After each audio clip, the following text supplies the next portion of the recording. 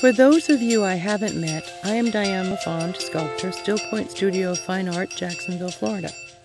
The Memorial Park Association, Inc. of Jacksonville, Florida commissioned me to sculpt a pair of bronze eagles to complete the original design for Memorial Park by the Olmsted brothers. The park is a memorial for those Floridians who perished in World War I.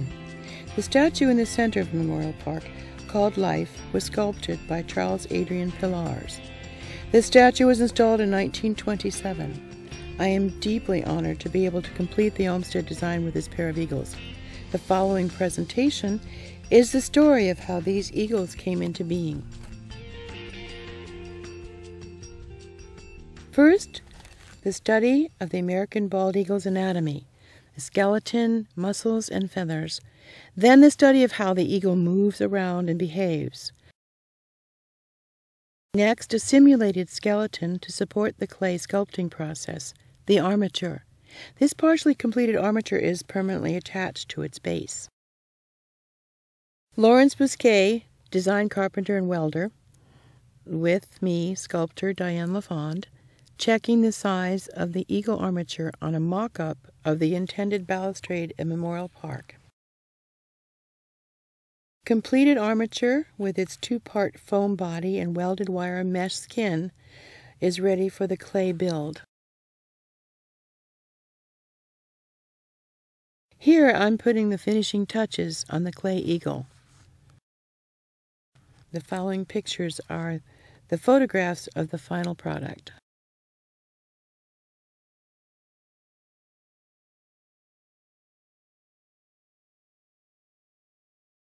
Joseph Ruggiero of Sculpture House Casting, New York City, began the silicone rubber mold preparation in my studio. After dividing the clay statues into 4 parts with shims, these are thin pieces of metal. Joseph Ruggiero and James Robles of Sculpture House Casting applying the separating compound. Here's the completed silicone rubber mold for the back of the eagle. Here we have the completed plaster mother mold over the silicone rubber mold on top of the clay model. This plaster mold will support the silicone rubber mold. Here, James Robles, Joseph Ruggiero, and Josue Avila lift the silicone rubber mold from the eagle's back after removing the plaster mother mold. Josue Avila, studio assistant, Joseph Ruggiero and James Robles of Sculpture House Casting carry the silicone rubber mold to the waiting plaster cast for insertion. Now you see the silicone mold inside the plaster mold, ready for transport to Sculpture House Casting, New York, for the wax model casting. The same steps are used for casting the molds for the front of the eagles.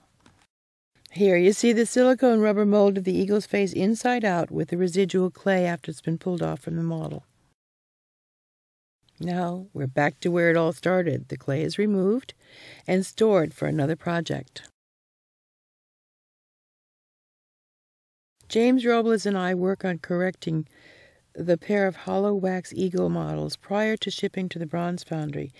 The red wax you see is used to correct the bronze casting wax model. Here is a picture of the inside of Polished Talic's Foundry of Fine Art, Rock Tavern, New York. This is the ceramic slip vat where prepared pieces of wax are dipped once a day for 12 to 20 days and then dried. Here is the burnout oven used to melt the wax sculpture out of the ceramic mold and cure the ceramic mold at the same time. Hence the name, the Lost Wax Method. In this picture, I'm standing next to the pour-ready, completely cured ceramic mold of the body of one of the eagles. Now here you can look into the pour spout of one of the eagle's ceramic mold with the clean gate entrance shown. This is a large metal container into which each cured ceramic mold is placed and surrounded by sand prior to pouring molten bronze into the mold. Sand holds the heat while molten bronze is poured into the mold. If the mold is cold, it can explode during the pour. In the photograph, you can see the huge bag of sand being carried to the metal mold container by overhead crane, guided by the Polished Talix metal casting crew. Here are the two very large crucibles the foundry uses for pouring molten metal. They need to be kept hot for reception of the molten bronze by flames from the two gas pipes over them. After pouring the molten bronze into one of the crucibles, it is ready to be moved by overhead crane to the molds for pouring. This is a very dangerous step. The filled crucibles are attached to the overhead crane with a heavy chain for transfer to the pouring station. The crew is moving the molten bronze in the filled crucible using the overhead crane. Here is a picture of a double pour. Both filled crucibles are emptied into the entrance of each mold at the same time. And here is what the bronze cast eagle front piece looks like after most of the ceramic slip has been knocked off, showing the gates through which the molten bronze has filled the ceramic mold.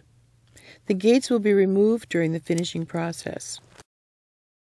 And here's the back of the eagle with the same situation. Now we have 2 heads and 4 tops of the wings cast separately from the body of the eagle. They are laid out on a wooden platform prior to finishing. The bases of these eagles were sand cast. Here it is being ground or polished to its finished state, ready for welding to the eagle. Victor Insetta, a Memorial Park benefactor, is reviewing the completed polished eagle. After welding together all the pieces, the eagle is completely ground off or polished. The sharp edges of the base and the feathers are softened, and it is now ready for patina. Testing for patina colors, these are the chemically etched coloring processes, on the chest of the bronze model. Here we take a look at the detail of the lower front, the feet, the broken sword, and the oak leaves with acorns. And here's a detail of the head. And the sculptor's signature, Sculpture House's casting mark, Polished Talix's foundry mark are on the base for the provenance of the statue. Here the pair of patinated eagles are ready for shipment to Memorial Park, Jacksonville, Florida.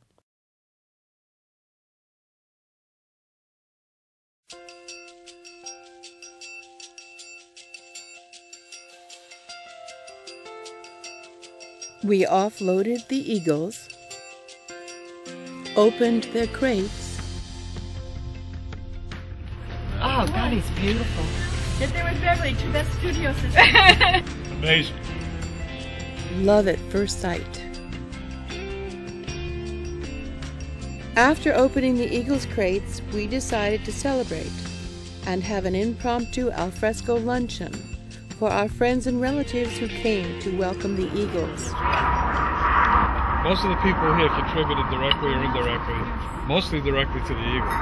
So this is the right time, the right people to celebrate with. But the significance of the eagle and everything else, I have to leave to Diane. First of all, I want to thank Peggy and her group for giving me the commission. Second of all, I want to thank everybody who helped, because these bronze eagles cannot be here without a huge sequential bunch of skills that help them come into being. And that is the lost wax method. And more important to me is the significance of the eagles. It's going to make me cry. It's okay, you deserve it. Because to me these eagles represent us, we the people, who need to take responsibility and there's no freedom without responsibility. And until we take our own responsibility for our choices, we can ask nothing of another person. And we must guard our freedom. We must guard our sovereignty. We must guard our country. We must guard each other with our heart and souls and minds. And these eagles will forever wait to either go on the offensive or relax, depending on what we will do. The main statue in the Memorial Park in Jacksonville, Florida is a statue called Life. And these eagles will be the moment of remembrance. Those who died for life and freedom, And those of us who are here who need to guard and watch over the safety of life. Through our freedoms. Through our freedom and the protection and the responsibility of them.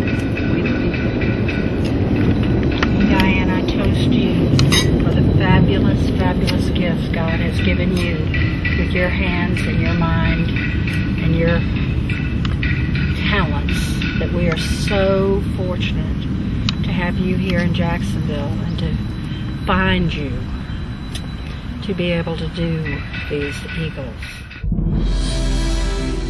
About an hour after opening the crates, a pair of bald eagles flew back and forth overhead. Bald eagles have not been seen in our area for more than 5 years. What a gift. You interpret.